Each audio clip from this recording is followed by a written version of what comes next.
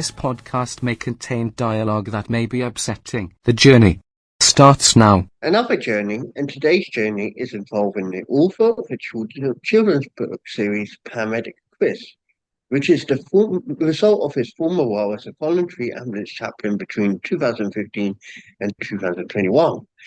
He returned recently back to chaplaincy and worked with a private ambulance company in his local area, and he looks forward to working alongside the staff. And all four of his books are based around a theme of support for mental health, which I think is a good source of his journey, as well as showing what happens when a community works together. And we'll be discussing themes around that subject as well. So prior to serving as a chaplain to the ambulance service, he was chaplain to a dementia care home for 2 years. And he is simply Tim Parsons. Thank you. Welcome to the journey. Thank you. And it's good to be here. It's a joy and an honour to be here. You're welcome. Now, I came across your journey really from you just promoting yourself as an author, but not because you're an author, because it was a subject that's been close to my mind for many years, because obviously mental health is one thing, and obviously, ambulance work does need a chaplain. Yes. And we will talk about why ambulance services need chaplains in the greater scheme of things later on in the interview. But what was your calling to be a chaplain in your early journey? Well, for a number of years, I felt a very sense of a calling. We'll go back to my background, which probably may help to understand. I was brought up as a Baptist minister's son, and I've always been brought up in the church. And I would like to emphasise that I was never pushed into anything. I had parents that always said it was free will and your choice. And I've always had that strong faith. But I think for me, I started to work for a company a number of years ago, nothing to do with the ambulance service, and I could see a big pastoral need involved there. And I felt actually there's a calling actually in the workplace. For me, I didn't realise it was going to first of all take form at a dementia care home, which actually was a good grounding for me for when I actually started doing chaplaincy with the ambulance company. I really enjoyed those years. One of the things when I became a chaplain, though, I was very much aware of my own background and some of the things that had happened in my own life that I could bring to the job. It's no hiding from the fact that I've suffered with mental health and physical health myself. And at times when I first accepted the call to chaplaincy, it was a concern of mine. Do I do this or don't I? And then I thought to myself, yes, I do, because I've got that experience personally, I can come alongside staff and patients and support them in a very unique way. Yeah. And your calling, as a chaplain, as a pastor, as a minister, whichever one you want to label yourself as, because I know in England you are labelled. There's many names nowadays. You're not known or good. So I'll just say pastor as a general term. But when you're called, you always know where your calling goes to because it draws you and you feel attracted to that. So I can relate to that because there's a pastor I knew back in Cornwall, and I knew him when I was in school, and he wasn't a student like I was. He was a chaplain, and he was young. He was motivated, and Yes. he felt motivated to help youth at the time. Yes. And I applauded that because he made Christianity feel really powerful, really, even though churches were meant to be multi-faith in such a way, because that is what schools are, and per se chaplaincy is meant to be, because you have to be multi-faith for the purpose of who you come across. But he made Christianity shine through that, and it was powerful. And I remember when I left school, I never heard of him again. And then about 7, 8 years after leaving school, I heard he became a minister of the local church that I was living near, and I thought I'll go and see him. Now I'm older, and this message was still powerful. So you reaching out to dementia care patients, even though got dementia, which is no fun at all. And I can't fathom, 'cause we can't always fathom what they're thinking, but that voice that they constantly, weekly or daily, it depends how many days you go in, they remember you. Absolutely. One of the things I had the joy of doing for the 2 years I was there, I used to take my guitar in, and music is very much, well, it soothes. And every time I took it, it went down very well. And I loved it because you'd see the smile on the patients' faces, and it made it all worthwhile. It really did. To know, actually, you may sometimes come out of there feeling, have I touched a life or really done anything today? But actually, just to see a smile on their faces, that was enough for me.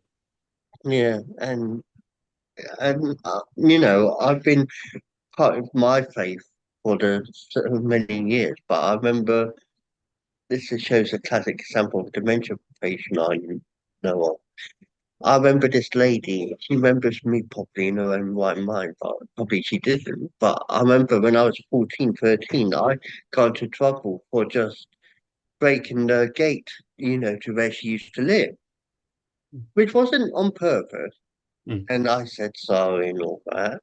And Yeah. I did PHS work, patient transfer work. Oh, And okay. I went to the hospital and I didn't expect anything. Next thing, are you taking me home? And I looked around and it was the lady I broke the gate to. And I was like, Oh, but she seemed to recognize my voice and face. oh, But she didn't remember my name, but she yeah. recognized my face. And are you taking me home? Oh, that's So it's lovely. just that feeling that even if you're not connected emotionally and spiritually and through God, Yeah. you are reaching someone even just by being there. Absolutely. We sometimes we'll never know the impact of how we are on other people, and then how they are on us. I mean, having the support myself when my own dad died. I'm going to talk about the real paramedic Chris here now. My dad passed away sadly in 2019, and the real paramedic Chris, I'd been there for the ambulance service for himself and other people, and he came within an hour to our house to come and just sit with us and be with me. And it was interesting to look back now and see that he was there for us, and that to me is a powerful thing when we're all there for one another at times when we need to be. But the ethos of the ambulance, I always remember you're not a social worker, but you care. You're not a doctor, but you help. You're a nurse, but you hold their hand. You're not a mechanic. You're by the road all the time because you are. Because Yeah. you never know what you come across. And I remember a case, one of my earliest cases when I went on the road, was coming across a patient with a compound tib and fib. That put me off eating chicken on the bone. But the fact Yeah, was, I was on the side of the road helping that person. yeah. I think this is the thing. You never know from even one call to the next what's going to happen. I remember we were at a place called the Isle of Sheppey, and we were on the way back, and we got stuck in a traffic jam right on the bridge. Mm, Now, for anyone that knows me, I don't do heights these days, and someone came out of their car in distress, and basically their baby had stopped breathing in the car, so we ended up having to obviously take to help. And for me it was I was thrown some bits to help from the paramedics, and I was standing at the top of this bridge and I was like, whoa, but I had to get on with it and I didn't think anything of it. But now I look back at that, I think, well, how did I do that? I don't like heights. And you're right, you don't know what you're going to come across on the road, so you do learn multi skills. And even as a chaplain, with all of the frontline experience I had with various different paramedics, it taught me that there's so many different skills you learn that you can actually take to other things in life as well. yeah, and touching upon that, it's about the specialized paramedics nowadays, because obviously gone is the days of just a basic ambulance technician and ambulance paramedic. You now got a critical care paramedic, and you know, forgot the other roles they use nowadays, but it's gone as a basic, ambulance crew. Yeah. It's touching upon what I was, because this book, like I said, it's going on the Ambulance Society Facebook, so I want us to be touchful on that as well as the book as well. Thank you. But specialist care does come with its risks, and one we spoke about before we even started recording was the tragedy of Kent's air ambulance when it first came into service. I think it was only a year or 2 years into service, and it came tragically to an end for those three on board. Yeah, certainly that's an awful tragedy. I wasn't living in Kent at the time, but where that happened, it was a place not too far from where we live. There's actually a tribute stone placed up there in tribute to them at the top of Bluebell Hill, which from time to time me and my family go to as well. And it's really sad. And those crews that were out on that helicopter, they went out on a normal day and sadly didn't come home. And that is a risk that can be taken, I suppose, as you're right, with anybody who goes out with the ambulance service. And that's where the benefits I feel as a chaplain within the service or private service, it depends where you represent, but for all the purposes, I would say any ambulance service needs, because you need that support from a pastoral type role to say, here you go, pray with you, even if you don't believe, I'm here for you, I'll support you. Absolutely, and my experience from the 6 years I worked for CCAM very much echoes that. And it also then turns out to get personal, because I found I was going out for meals and made friends with people as well as actually coming alongside them and listening to them. And we would often, away from the ambulance station, just get together, and it would be quite relaxed. But they found talking about things quietly, whether it was over a drink or whether it was actually coming to see me at my home, it was away from their work, which they often found quite handy. Yeah. When I certainly was an ambulance chaplain, we didn't have an associated private room. I believe they do now, but at the time they didn't, and it was something very much I was conscious of.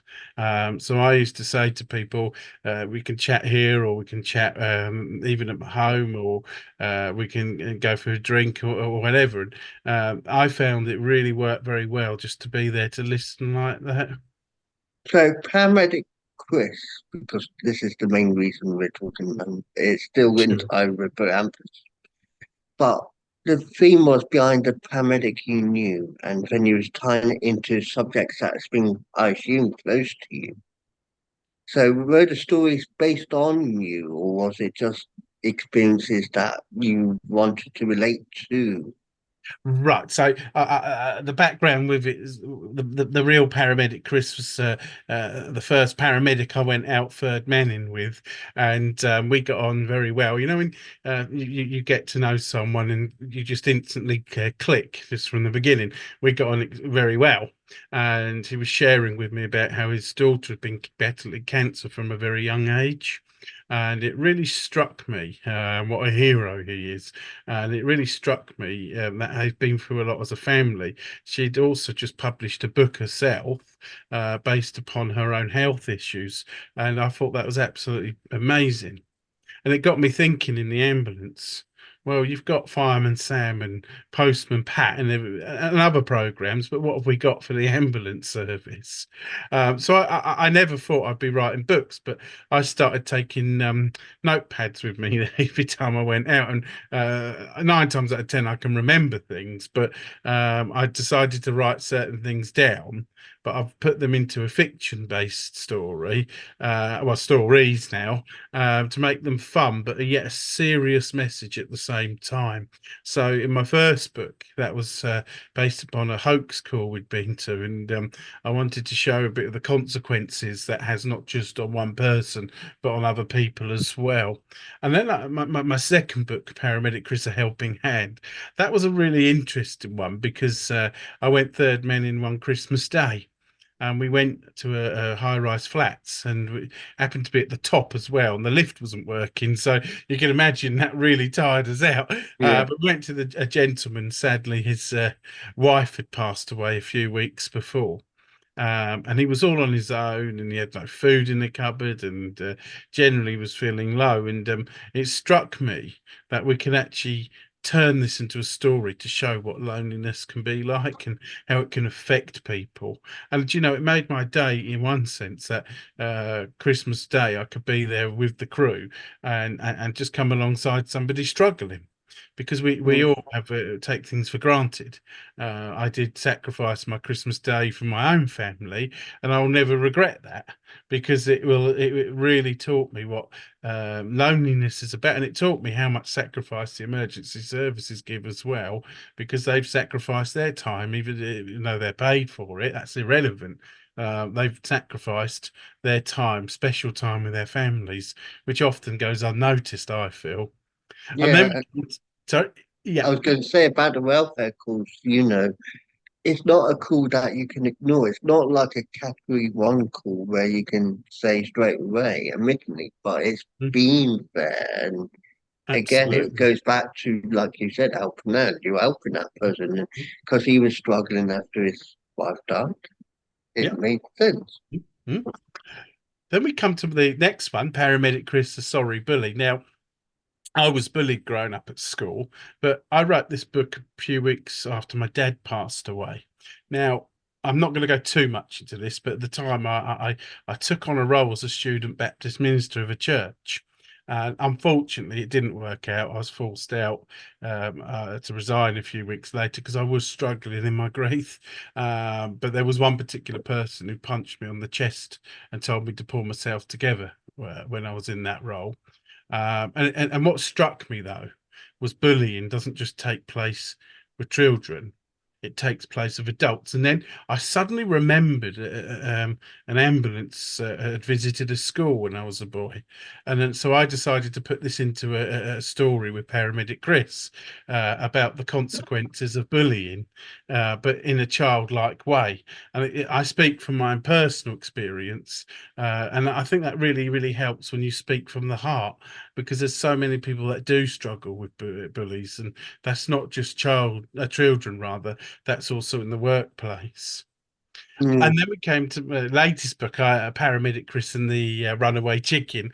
Now, a lot of people have said they're intrigued with that title. I wrote that during the pandemic, and of course, anxiety, for a number of people was quite high, mm. and I wanted to do it in a fun way.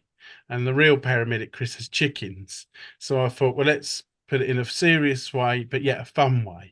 So I've got a patient, and his name is William, and he hasn't been outside for a long while because of anxiety. And paramedic Chris and Zara encourage him to come outside, but he doesn't come outside just on his own. He comes outside with a community giving him a round of applause. But the community also help Chris catch the chicken.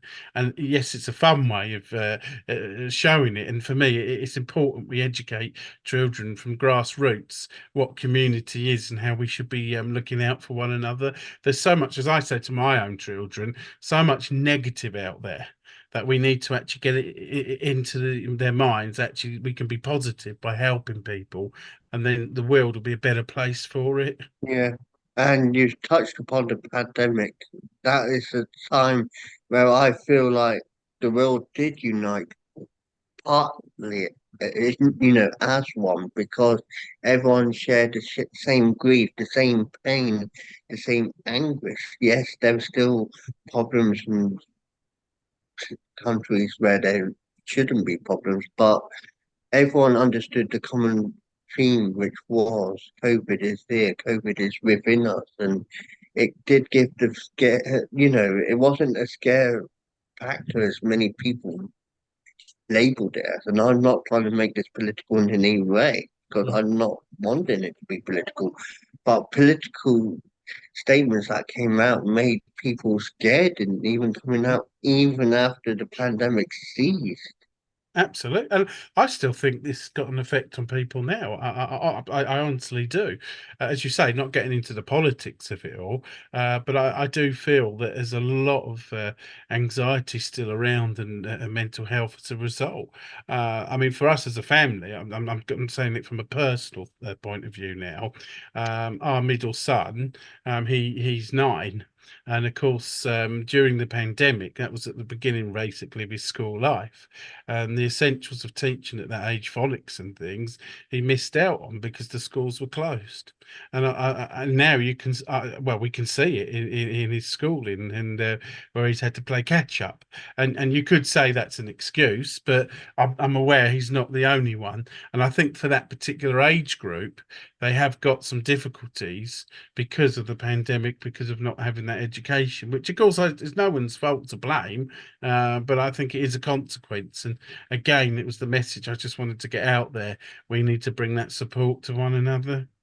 Yeah, and throughout that time, the ambulance service, the NHS, the health service, whichever country I want to relate this to, I would say NHS and health service for America. They were under a lot of pressure. It was a big strain, but they Hugely. all held it together. And what made me smile a lot is when I watched the news, because I watched the news through 3 p.m. in the UK, so I was able to watch it, and I just saw how everyone stood together and clapped. I was amazed at that. Mhm. Yes, things changed on TV sometimes because of how it was, but when it was allowed to be shown in such a way, it highlighted it. Absolutely. Like I'm a fan of Casualty. Now, people may say that's a soap, that's not real, but it's a continuing drama, and its reflection on real life events does sometimes reflect it. And they made that happen when it came to the COVID situation. And just watching that Casualty episode just made it wow. Even though they Absolutely. were actors playing doctors and nurses, paramedics, how powerful it was for everyone to feel that effect. Yeah, I had a colleague who he worked on the COVID response team as a paramedic, and the strain and stress he was having to, where I used to call him the Michelin Man, because we tried to make a bit of a joke out of it because of the kit he was wearing, because obviously it was very stressful. So I've personally found over the years, for me, humour helps, and it made him laugh and it made it take some of the stress away. But all serious though, it was extremely stressful because these jobs that they were used to go to, say in normal uniform, you had to double, PPE, you had to put all this on, and the strain and stress physically as well as mentally, watching people suffer, that it was intense. And although I wasn't frontline and I left in 2021, I still am very close to a number of paramedics who serve for where I used to work for, and I've seen the consequences of this as well. Hmm. And I think, as you say, pastoral care is essential because these guys they're going from pillar to post, but they're sometimes not looking after their own well-being. Yeah. So is there any more books going to come in the series of Paramedic Chris? Well, Or interestingly, I am planning one, and I'm not going to ask for spoilers because I know you address it in your own yeah, way. But I'm not sure when it's going to happen because it does come down to cost. I need to get a few more sales for my other 4 books, really, if I'm going to be honest. But and I'll one, make sure I'll put the link in the description of thank posted. you. Yeah, one of the things I'm particularly trying to focus on is getting my audio books more out there, because with the audio books, I'm going to be honest here, the royalties are paid monthly with those, whereas with my actual physical books, it's every 6 months. So from a personal point of view, it's much easier and nicer to get the audio sales, but I know the physical are really good as well, if I'm going to be Mm. honest. But I'm trying to pluck those audio books, and they are all available on Amazon. But I've put the links on my website as well. But sometimes the website can be down, so I always say to people, go over to Amazon. Okay, and obviously there will be a time where you feel like Paramedic Chris will retire. Do you think? Do you think he will? I don't think he ever will, personally. I mean, if it's anything like chaplains or ministers, for example, they never retire, really. It's like Fireman Sam. He's been in the fire service for 40. This is my age, 42. Yeah, 42 years. Yeah, I don't think he will, actually. He wouldn't know what to do with himself. And he hasn't aged much either. Not at all. In fact, I'm going to have to work on that one. I think the real paramedic, Chris, that's why he likes me so much, because I've not aged him at all. But what he would say if I suddenly age him, I don't know. So, I might get a text or phone call with some words I don't normally say. so to conclude this interview, I want you just to share a message that I want, people, from the Ambulance Society page to anyone else watching or listening. What would you say to them? Apart from buying a book or promoting a book, what would you say to them? Yeah, I would say, first of all, thank you. Thank you from a personal point of view, because you saved my son's life in 2015. And that was partly one of the reasons why I became a chaplain to the ambulance service. But I want to say thank you, first of all. But also, I want to say take some compassion on yourselves as well, because you deserve it and your well-being is essential. I think that's the most important message I'd like to get out there. Look after your own well-being as well. That is amazing. And Tim, despite that little glitch in the recording, which I'm going to try and make it funny where it does glitch and it does start distorting, I might put a title card in there saying, please stand by. But thank you for sharing your journey, and A I pleasure. will continue following your work because no Thank you. doubt it will be amazing to follow. Thank you. And thank you for having me, because it's been a joy and a privilege to be here. You're welcome. Thank you.